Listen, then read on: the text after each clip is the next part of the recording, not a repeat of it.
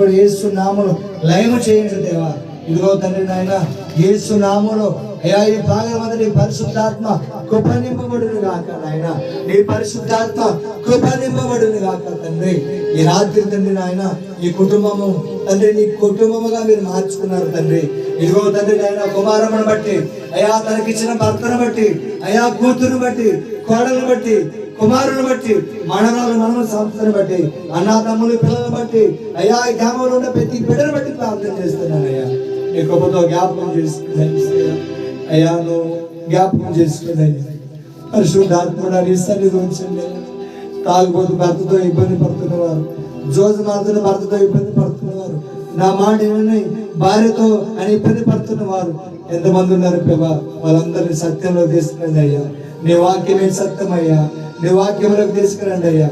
వాక్యంలోకి నడిపించుకోండి అయ్యా, నీ మందిరానికి నడిపించుకోండి అయ్యా. ప్రతి ఆదివారం మాకు చెప్తున్నా అయ్యా, సేవకుడు ఏమైనా కాలంలో అయ్యా